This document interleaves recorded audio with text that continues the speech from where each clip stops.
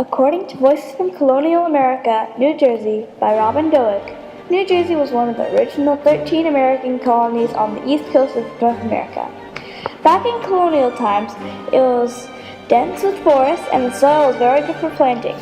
The land provided iron ore, lumber, and soil along with other resources. New Jersey had lots of opportunity for the people who lived there.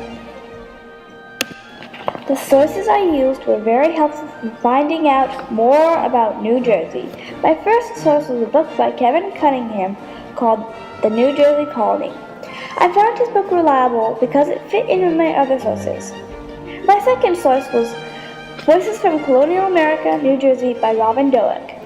I deemed the source reliable as well because it was made by a pretty reliable corporation, National Geographic, and it went with what Cunningham said.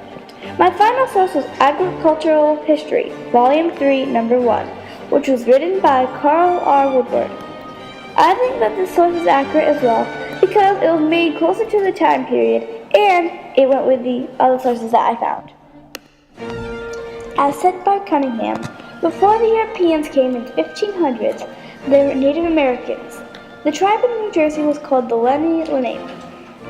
The Lenni Lenape ate corn, beans, squash, berries, onions, land animals, and seafood. The Lenni Lenape way of leadership stood out from most ways of leadership from the time. This was because the women were in charge of the clan's property when most tribes had men in charge.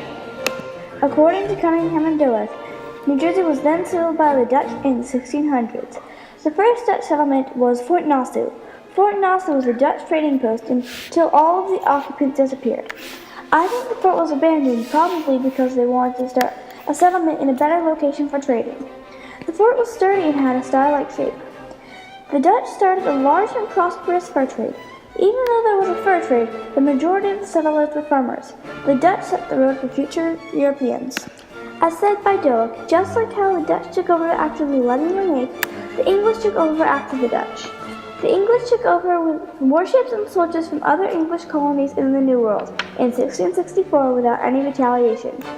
The English built houses for themselves to live in, but they were not very comfortable and very drafty. In the winter, they were near freezing. Because the settlers had opened fires to keep up the cold, houses caught on fire commonly. So the government made a law to help keep fires under control. The law said that every house was to have a pail and ladder for firefighting. The English houses were not very comfortable, warm, or always that safe. According to the book, The New Jersey Colony, even though the fur trade continued, farming soon became the number one source of income for the colony.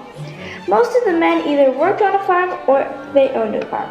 Before someone could own a farm, they had to clear out some forests, or fields. Normally, a settler could clear out around 2 acres each year. In the end state of a farm, they reached out for around 200 acres. The most important crop was corn because the farmers ate it, the husks were used to stuff mattresses, and some of the leftovers were given to the animals. Farming caused the slave trade to grow because of a lack of workers. The government encouraged farms to grow hemp and flax by putting bounties on the grains according to weight. Farming quickly gained lots of popularity with settlers. As said by Woodward, even though life was hard enough already, animals were also a problem. Without screen doors and bug spray, mosquitoes were nasty to deal with.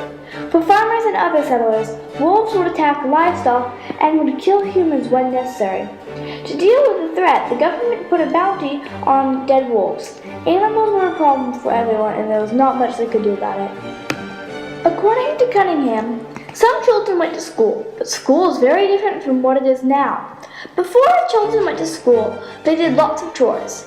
School was just a few hours a day. The schoolhouse was just one room in most cases. The subjects taught at school were reading, writing, and math. Some children went on to learn more after that. New Jersey was the only colony with 2 colleges. I think that New Jersey did a pretty good job on the school front for that time. New Jersey may have had its problems, but the colonists used their predecessors to get further with time.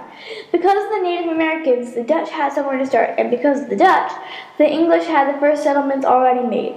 And because of all the settlers overcoming challenges of animals, living conditions, and more, New Jersey is now a flourishing state in the United States of America.